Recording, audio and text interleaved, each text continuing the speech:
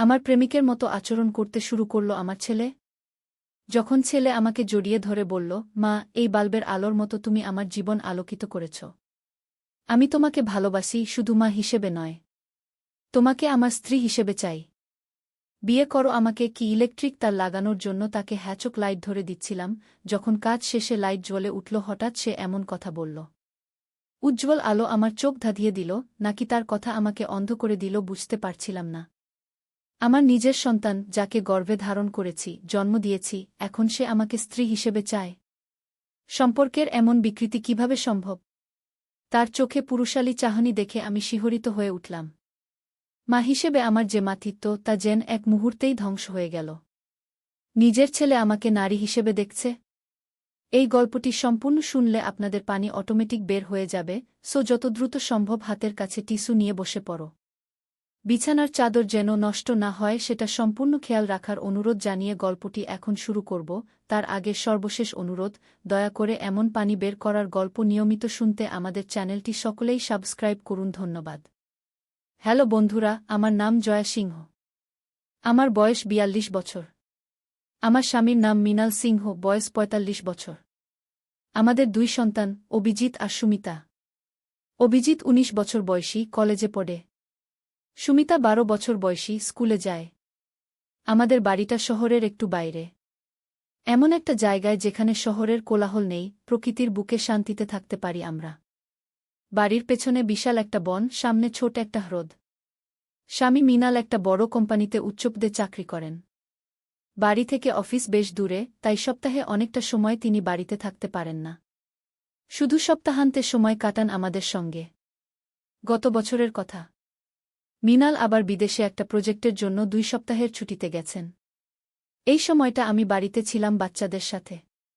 ছেলে অভিজিৎ সবে কলেজে ভর্তি হয়েছে, ক্লাসের পড়াশোনা নিয়ে ব্যস্ত। মেয়ে সুমিতা স্কুলে ভালো করছে, তার বয়সের হিসেবে বেশ বুদ্ধিমতী। সেদিন দুপুরে বিদ্যুৎ চলে গেল। আমাদের এই এলাকায় প্রায় বিদ্যুৎ যায় আর আসে। কিন্তু সেদিন দেখলাম বাড়ির লাইট ফিউজ হয়ে গেছে। মৃণাল থাকলে এই সব সমস্যা নিজেই সমাধান করতেন। কিন্তু তিনি তো নেই। সারাদিন খুব গরম ছিল, এসির বিদ্যুৎ না থাকায় বাড়ির ভেতর থাকা দায় হয়ে উঠল। অভিজিৎ এসে বলল, মা, লাইট লাগাতে হবে, নইলে সন্ধ্যার পর অন্ধকারে কি করব? আমার অনেক পড়া বাকি আছে গি। আমি বললাম, হ্যাঁ, আমিও ভাবছি ইলেকট্রিশিয়ান ডাকতে হবে। কিন্তু আজ এত দেরি হয়ে গেছে, আজ আর কেউ আসবে না গে। অভিজিৎ বলল, মা, আমি ঠিক করতে পারব। বাবা আমাকে শিখিয়েছেন কিভাবে ফিউজ বদলাতে হয় গি। আমি চিন্তিত হয়ে বললাম, না না, তুমি ওসব নিয়ে নাড়াচাড়া করো না। বিদ্যুতের কাজ বিপজ্জনক। কিন্তু ছেলে আমার কথা শুনল না। সে বাড়ির পেছনের সাইড ঘরে গেল, যেখানে সবার টুলবক্স রাখা। সেখান থেকে স্ক্রু ড্রাইভার আর প্লার্স নিয়ে এলো। তারপর বলল, মা, চলো আমি দেখাচ্ছি গু। আমার ভয় করছিল। বাচ্চাটা মাত্র কলেজে ভর্তি হয়েছে, এখনও শিশু বললেই চলে। বিদ্যুতের কাজ তার করা উচিত নয়। কিন্তু সে শুনল না। বাধ্য হয়ে আমি তার সাথে বাড়ির মেইন সুইচ বোর্ডের কাছে গেলাম। বাড়ির মেইন সুইচ বোর্ড বাড়ির বাইরে ভিতের দেওয়ালে লাগানো। অভিজিৎ সেখানে গিয়ে সুইচ বক্সের ঢাকনা খুলল। ভেতরে কতগুলো তার দেখা গেল। আমি ভয়ে ভয়ে তার দিকে তাকালাম। সে খুব আত্মবিশ্বাসের সাথে দেখাচ্ছিল। নিজের ক্ষমতা প্রমাণ করতে চায় বলে মনে হল। অভিজিৎ বলল, মা, আমাকে হ্যাচক লাইটটা একটু ধরে দাও। আমি ফিউজ বদলে ফেলি। আমি হ্যাচক লাইটটা এনে তাকে দিলাম। সে বলল, না মা, তুমি ধরো, আমার দুটো হাতেই কাজ করতে হবে গু। আমি ভয়ে ভয়ে হ্যাচক লাইটটা ধরলাম, যেন সে দেখতে পায়। সে প্লার্স দিয়ে পুরনো ফিউজটা খুলতে লাগল। আমি খুব ভয় পাচ্ছিলাম। বারবার বলছিলাম, অভিজিৎ, থাক না বাবা, কাল সকালে ইলেকট্রিশিয়ান ডেকে নেব গ। কিন্তু সে শুনল না। পুরনো ফিউজ খুলে ফেলে নতুন ফিউজটা লাগাতে শুরু করল। হঠাৎ তার হাত থেকে প্লার্স পড়ে গেল। সে নিচু হয়ে সেটা তুলতে গেলে আমার হাত থেকেও হ্যাচক লাইটটা পড়ে গেল। সবকিছু অন্ধকার হয়ে গেল। আমি ভয়ে চেঁচিয়ে উঠলাম, অভিজিৎ। অভিজিৎ বলল, কিছু হয়নি মা, শুধু লাইটটা পড়ে গেছে। আবার তুলে নাও। আমি অন্ধকারে হাত দিয়ে লাইটটা খুঁজে পেলাম। আবার সেটা জ্বালিয়ে ধরলাম। অভিজিৎ তখন নতুন ফিউজটা লাগাতে ব্যস্ত। আমি তার হাতের কাজ দেখছিলাম। হঠাৎ তার হাত কেঁপে উঠল। আমি ভয় পেয়ে যাই। কি বললাম? সাবধানে অভিজিৎ। বিদ্যুৎ শেষ করার আগেই হঠাৎ একটা শব্দ হল। অভিজিতের শরীরটা কেঁপে উঠল। আমি ভয়ে হ্যাচক লাইটটা ফেলে দিয়ে চেঁচিয়ে উঠলাম। সে বিদ্যুতের শক খেয়েছে। আমি চিৎকার করতে লাগলাম, অভিজিৎ, অভিজিৎ! কিন্তু সে মাটিতে পড়ে গেল। আমি তাড়াতাড়ি তার কাছে গেলাম। তার শরীর ঠান্ডা হয়ে গেছে। সে অজ্ঞান হয়ে গেছে। আমি কাঁদতে কাঁদতে সুমিতাকে ডাকলাম। সে ঘরের ভেতর থেকে দৌড়ে এলো। আমাদের দুজনকে মিলে অভিজিৎকে টেনে ঘরের ভেতরে নিয়ে এলাম। বাইরে তখন সন্ধ্যা নামতে শুরু করেছে। ঘরের ভেতর অন্ধকার। সুমিতা মোমবাতি জ্বালিয়ে আনল। আমরা অভিজিৎকে সোফায় শুইয়ে দিলাম। আমি তাড়াতাড়ি ফোন করলাম ডাক্তারকে। কিন্তু আমাদের বাড়ি থেকে শহর অনেকটা দূরে। ডাক্তার বললেন, আমি এখনই রওনা দিচ্ছি, কিন্তু পৌঁছাতে 1 ঘন্টা লাগবে। ততক্ষণ ছেলেকে গরম রাখুন। শরীরের তাপমাত্রা বজায় রাখা জরুরি। আমি ফোন রেখে আবার অভিজিতের কাছে গেলাম। সে তখনও অজ্ঞান। আমি আর সুমিতা তাকে কম্বল দিয়ে ঢেকে দিলাম। আমি কাঁদতে লাগলাম। আমার নিজের অসাবধানতার জন্য আমার বাচ্চাটা এমন অবস্থায়। আমি গরম পানি করতে গেলাম রান্নাঘরে। বাইরে তখন মেঘ করে এসেছে। ঝড়ের শব্দ পাওয়া যাচ্ছিল। আমার বুকের ভেতর ধুকপুক করছিল। আমি গরম পানি নিয়ে আবার অভিজিতের কাছে গেলাম। তার কপালে গরম কাপড় দিলাম। হঠাৎ বাইরে বাজ পড়ল। বিশাল শব্দে বাড়িটা কেঁপে উঠল। সুমিতা ভয়ে আমাকে জড়িয়ে ধরল। আমি তাকে বললাম, কিছু হবে না। ঘরের ভেতরে আমরা নিরাপদে আছি। কিন্তু আবার বাজ পড়ল। এবার আরও কাছে, হয়তো আমাদের বাড়ির পেছনের বনে। সুমিতা কাঁদতে লাগল। আমি তাকে সান্ত্বনা দিচ্ছিলাম। হঠাৎ অভিজিৎ চোখ খুলল। আমি তার মুখের কাছে ঝুঁকে পড়লাম। অভিজিৎ, তুমি ঠিক আছো? সে গভীর চোখে আমার দিকে তাকাল। তার চোখ যেন অন্যরকম, অস্বাভাবিক। আমি কখনো তার চোখে এমন দৃষ্টি দেখিনি। সে হাত বাড়িয়ে আমার হাত ধরল। তার হাত ঠান্ডা, বরফের মতো। এত ঠান্ডা কেন? আমি চিন্তায় পড়ে গেলাম। অভিজিৎ ধীরে ধীরে উঠে বসল। সোফায় বসে চারপাশে তাকালো, যেন নতুন করে সবকিছু দেখছে। আমি তার কপালে হাত দিয়ে দেখলাম জ্বর আছে কিনা। সে আমার হাত সরিয়ে দিয়ে বলল, আমি ঠিক আছি। তার গলার স্বর অন্যরকম শোনাচ্ছিল। এত ভারী, এত গম্ভীর, এমন তো তার কণ্ঠস্বর নয়। আমি অবাক হয়ে তার দিকে তাকালাম। সে বাইরের দিকে তাকিয়ে আছে, যেখানে ঝড়ের মধ্যে গাছের ডালপালা দুলছে। তার চোখে একটা অদ্ভুত উজ্জ্বলতা দেখলাম। আমি বললাম, অভিজিৎ, ডাক্তার আসছেন। তুমি শুয়ে থাকো ঘু। সে আমার দিকে তাকাল। ডাক্তার? আমার কোনো ডাক্তার লাগবে না। আমি সম্পূর্ণ সুস্থ আছি। আমি অবাক হয়ে গেলাম। কিন্তু তুমি মাত্র বিদ্যুতের শক খেয়েছ। তোমাকে দেখাতে হবে কি? সে হাসল। এমন হাসি আমি আগে কখনো দেখিনি তার মুখে। সেই শক আমাকে নতুন জীবন দিয়েছে। আমি নতুন অভিজিৎ। আমি বুঝতে পারছিলাম না সে কি বলছে। বিদ্যুতের শকের কারণে কি তার মাথায় কোনো সমস্যা হয়েছে? আমি সুমিতাকে বললাম, সুমিতা, দাদার জন্য গরম দুধ নিয়ে আয়। সুমিতা রান্নাঘরে চলে গেল। অভিজিৎ উঠে দাঁড়াল। সে জানালার কাছে গিয়ে বাইরে তাকাল। কি সুন্দর ঝড়! কি সুন্দর বিদ্যুৎ চমকাচ্ছে! আমি তার পাশে গিয়ে দাঁড়ালাম। ঝড়ের মধ্যে বাইরে বিদ্যুৎ চমকাচ্ছিল, বাজ পড়ছিল। সে উত্তেজিত গলায় বলল, আমি এই শক্তি অনুভব করতে পারছি। এ কি বলছে সে? আমি ভয় পেয়ে গেলাম। বিদ্যুতের শকের কারণে কি তার মাথার সমস্যা হয়েছে? তারপর হঠাৎ সে আমার দিকে ঘুরে দাঁড়াল। তার চোখ দুটো জ্বলজ্বল করছে। মা, আমার একটা কথা আছে তোমার সাথে। আমি কাঁপা গলায় বললাম, কি কথা অভিজিৎ? সে আমার হাত ধরল। তুমি কি লক্ষ্য করেছ বাইরে কি ঘটছে? প্রকৃতি কতটা শক্তিশালী? সারা আকাশ জুড়ে বিদ্যুতের খেলা। আমি বললাম, হ্যাঁ, এখন শুয়ে পড়ো, তুমি এখনও দুর্বল। সে বলল, দুর্বল? না, আমি কখনো এত শক্তিশালী বোধ করিনি। তারপর হঠাৎ সে আমাকে জড়িয়ে ধরল। আমার বুকের কাছে মুখ রেখে বলল, মা, এই বাল্বের আলোর মতো তুমি আমার জীবন আলোকিত করেছ। আমি তোমাকে ভালোবাসি, শুধু মা হিসেবে নয়। তোমাকে আমার স্ত্রী হিসেবে চাই। বিয়ে করো আমাকে। আমি হতবাক হয়ে গেলাম। এ কি বলছে সে? নিজের মাকে বিয়ে করতে চায়? আমি তাকে ধাক্কা দিয়ে দূরে সরিয়ে দিলাম। এ কি বলছো তুমি? তুমি কি পাগল হয়ে গেছ?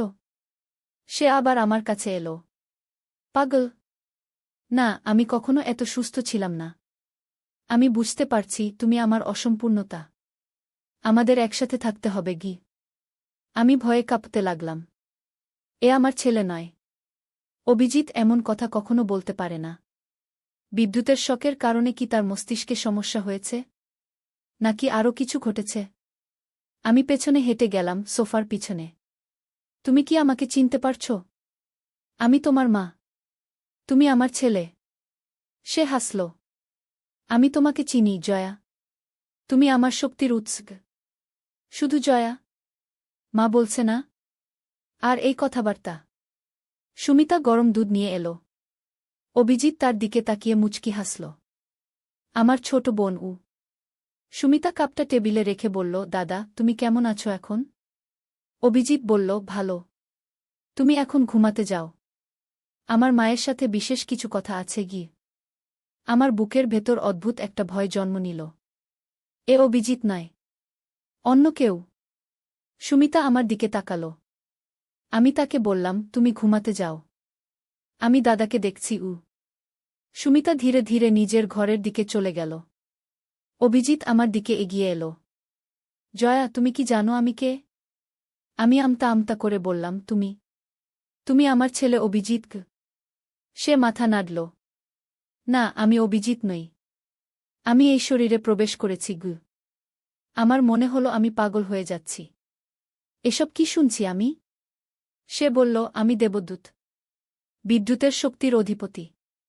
বহু বছর ধরে আমি এই পৃথিবীতে আসার চেষ্টা করছিলাম। আজ এই বিদ্যুতের শকের মাধ্যমে এই শরীরে প্রবেশ করেছি গি। আমি বিশ্বাস করতে পারছিলাম না। এসব কি বলছ? তুমি অসুস্থ, তোমার বিশ্রাম দরকার। সে আমার কাছে এসে আমার কাঁধে হাত রাখল। তার চোখের দিকে তাকিয়ে আমি হতবাক হয়ে গেলাম।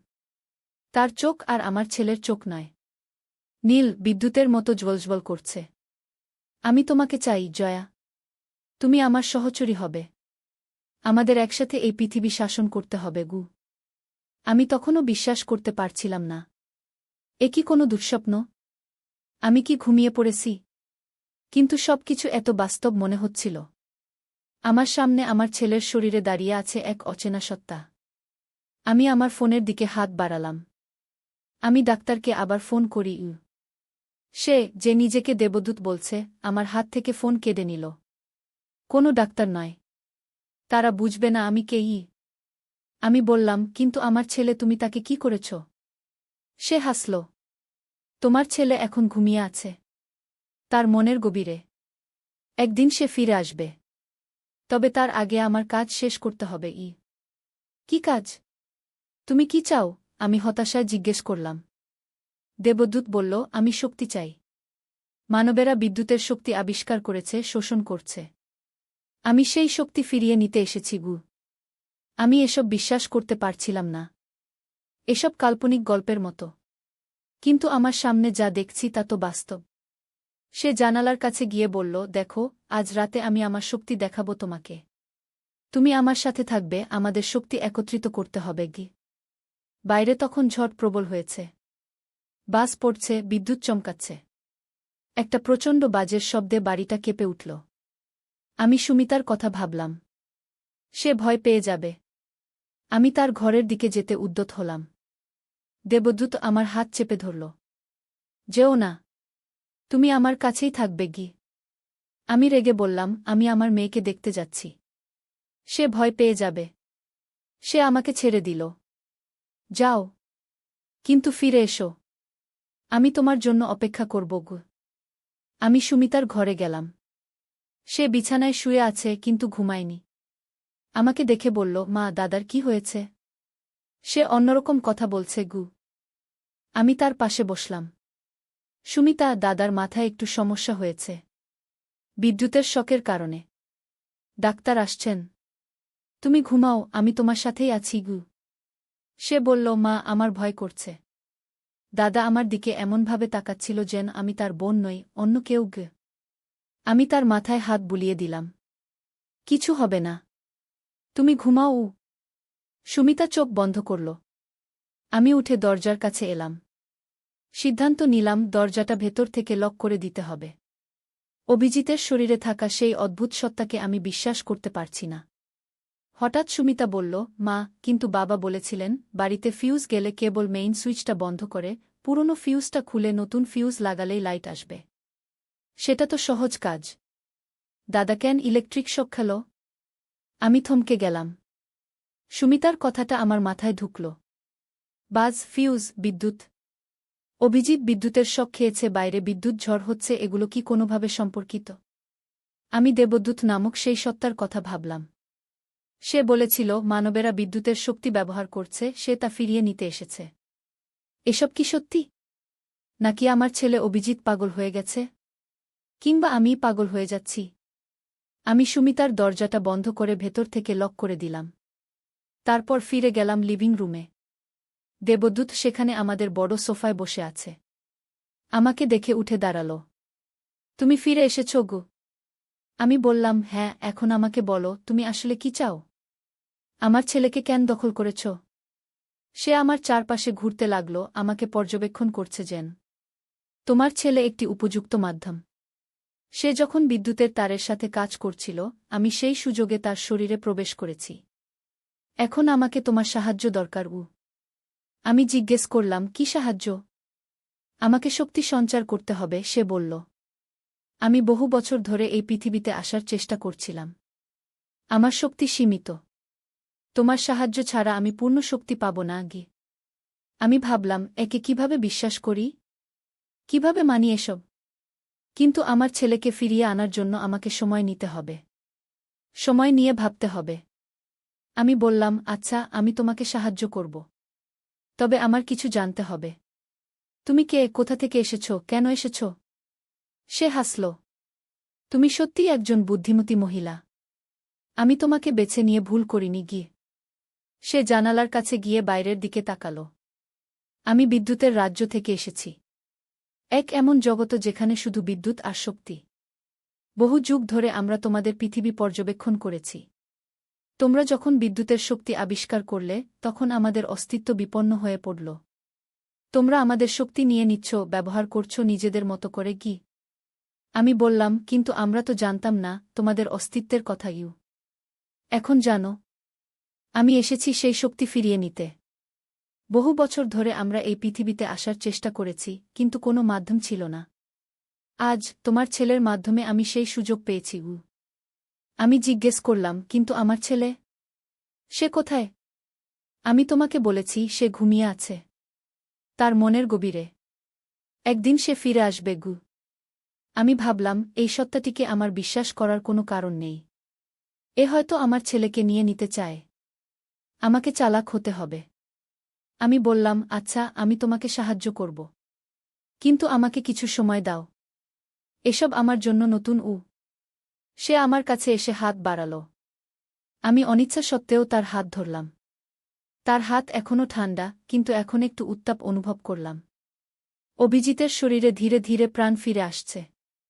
দেবদূত বলল, আজ রাতে আমি তোমাকে আমার শক্তি দেখাব। ঝড়ের মধ্যে আমরা বাইরে যাব। আমি আতঙ্কিত হয়ে বললাম, বাইরে? কিন্তু ঝড় হচ্ছে, বাজ পড়ছে। বাজ আমাদের বন্ধু। বাজের মাধ্যমে আমরা শক্তি পাব গু। আমি ভাবলাম, এই লোকটা পাগল। আমার ছেলের শরীরে থাকা এই যাই হোক, এর সাথে সাবধানে থাকতে হবে। দেবদূত হাঁটি এল ডাইনিং টেবিলের কাছে, যেখানে অভিজিতের ল্যাপটপ ছিল। সেটা খুলে অন করল।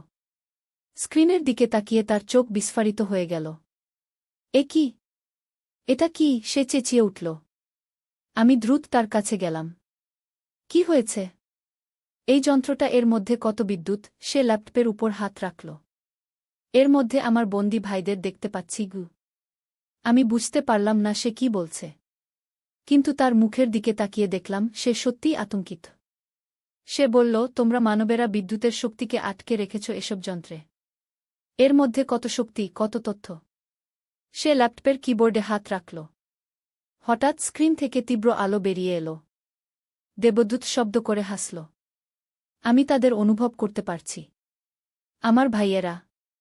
ল্যাপটপের স্ক্রিন দিয়ে বিদ্যুতের ঝলক বেরিয়ে এলো, যেন আলোর নদী। সেই বিদ্যুৎ দেবদূতের হাতে যাচ্ছিল, তারপর তার সারা শরীরে ছড়িয়ে পড়ছিল। আমি এসব দেখে হতভম্ব হয়ে গেলাম। এসব কি সত্যি ঘটছে, নাকি আমি কোনো স্বপ্ন দেখছি? ল্যাপটপের ব্যাটারি ধীরে ধীরে নিঃশেষ হয়ে গেল। স্ক্রিন কালো হয়ে গেল। ল্যাপটপ বন্ধ হয়ে গেল। কিন্তু দেবদূতের দেহে এখন বিদ্যুতের রেখাগুলো দেখা যাচ্ছে, নীল আলোর মতো তার ত্বকের নিচে দৌড়াচ্ছে। সে আমার দিকে ফিরে তাকালো, তার চোখ এখন সম্পূর্ণ নীল আলো ভরা। এত শক্তি! কিন্তু এটা যথেষ্ট নয়। আমাকে আরও শক্তি চাই। বাইরে ঝড়ে শক্তির উৎস আছে কি? হঠাৎ দূর থেকে একটা শব্দ শুনলাম। কেউ যেন দরজায় নক করছে। দেবদূত ও আমি দুজনেই চমকে উঠলাম। শব্দটা আবার হল। দরজায় জোর নক। দেবদূত আমার দিকে তাকালো। কে? আমি বললাম, হয়তো ডাক্তার এসেছেন। ডাক্তার? না, কোনো ডাক্তার নয়। সে দরজার দিকে ইশারা করল। দরজা খোলো না। আমি দ্বিধা করলাম। আমার ভেতরে একটা আশা জন্ম নিল। যদি এটা সত্যিই ডাক্তার হয়, তাহলে তিনি হয়তো আমাদের সাহায্য করতে পারবেন। আবার দরজায় শব্দ হল, এবার আরও জোরে। জয়া, দরজা খোলো। একটা পরিচিত গলা। এটা মৃণাল, আমার স্বামী। দেবদূত বিদ্যুতের ঝলক নিয়ে সেখানে দাঁড়িয়ে রইল, তারপর দরজার দিকে এগিয়ে গেল। দেবদূত, তুমি যাচ্ছ কোথায়? আমি জিজ্ঞেস করলাম। সে থামল। তুমি এর নাম জানো? একে? আমি বললাম, এ আমার স্বামী, অভিজিতের বাবা। তিনি বিদেশে গিয়েছিলেন, এখন ফিরে এসেছেন। দেবদূত আমার দিকে ফিরে তাকাল। তার চোখে রাগ দেখতে পেলাম। তুমি তাকে ডেকেছ? না, আমি বললাম। আমি জানতাম না তিনি আসবেন। মৃণাল দরজায় ধাক্কা দিতে লাগলেন। জয়া, দরজা খোলো। কি হয়েছে? ঘরে আলো দেখছি না কেন? দেবদূত রাগে কাঁপতে লাগল। তাকে আসতে দেব না। সে আমাদের প্ল্যান নষ্ট করবে। আমি দেবদূতের সামনে এসে দাঁড়ালাম। তুমি কিছু করো না। এ অভিজিতের বাবা। দেবদূত আমার একপাশে সরে গেল। তোমার স্বামী আমাদের মধ্যে আসতে পারবে না। আমি তাকে বাধা দেব। আমি দরজার দিকে দৌড়ে গেলাম। মৃণাল, তুমি এসেছ? চাবি আছে তোমার কাছে? দরজা খোলো। মৃণাল বলল, হ্যাঁ, আমি চাবি খুঁজছি। কিন্তু এত অন্ধকার কেন? বিদ্যুৎ গেছে? আমি দরজার কাছে গিয়ে বললাম, হ্যাঁ, লাইট নেই। অভিজিৎ ফিউজ লাগাতে গিয়ে শক খেয়েছে। সে অন্যরকম আচরণ করছে। দেবদূত রাগে আমার দিকে তাকাচ্ছিল। সে বলল, তাকে কিছু বলো না। আমি যে এখানে আছি তা তাকে জানতে দিও না। মৃণাল দরজার বাইরে চাবি খোঁজার শব্দ করছিলেন। অভিজিৎ শক খেয়েছে? সে কেমন আছে? আমি ডাক্তারকে ফোন করেছিলাম, তিনি কি এসেছেন? আমি ভেতরে উদ্বিগ্ন হয়ে বললাম, না, ডাক্তার এখনো আসেননি। মৃণাল, অভিজিৎ অন্যরকম হয়ে গেছে। সে বলছে সে আর অভিজিৎ নয়, সে দেবদূত নামে কেউ। বাইরে মৃণালের চাবি খোঁজার শব্দ বন্ধ হয়ে গেল। কি বললে? দেবদূত? দেবদূত রাগে আমাকে ধাক্কা দিল। তুমি কি করলে? তাকে আমার কথা বললে? আমি বললাম, আমাকে ছেড়ে দাও। এ আমার স্বামী, তিনি আমাদের সাহায্য করবেন। দেবদূত হাত তুলে আমাকে ধাক্কা দিল। আমি পিছলে পড়ে গেলাম। দরজার কাছে এক জোরে ধাক্কা হল। মৃণাল দরজা ভাঙার চেষ্টা করছেন। দেবদূত এখন সম্পূর্ণ নীল বিদ্যুতের আলো ভরে গেছে। তার হাত থেকে বিদ্যুতের ফুলকি ছড়াচ্ছে। সে দরজার দিকে হাত বাড়াল। আমি দৌড়ে গিয়ে তাকে আটকাতে চেষ্টা করলাম। না, তুমি কি পাগল হয়ে গেছ? এ অভিজিতের বাবা, তুমি তাকে আঘাত করতে পারো না। দেবদূত হাত নামাল। তাহলে আমার সাথে আসো, আমরা বাইরে যাব। ঝড়ের মধ্যে। আমি বললাম, না, এখন না। দরজায় আরেকটা জোরে ধাক্কা হল। দরজার কাঠের খুব চুড়ি উঠছে। মৃণাল দরজা ভাঙার চেষ্টা করছেন। দেবদূত এবার আমার হাত ধরে টানল। চলো, আমরা বাড়ির পেছনের দরজা দিয়ে বেরিয়ে যাব। সে আমাদের খুঁজে পাবে না। আমি বাধা দিলাম। না, আমি আমার স্বামীর সাথে কথা বলবো। দেবদূত আমাকে কাছে টেনে নিল। তার চোখ থেকে নীল আলো বেরোচ্ছে। যেন সত্যিই কোনো অতিপ্রাকৃত সত্তা। সে আমাকে বলল, তুমি আমার সাথে আসবে। তুমি আমাকে প্রতিশ্রুতি দিয়েছ, মনে আছে?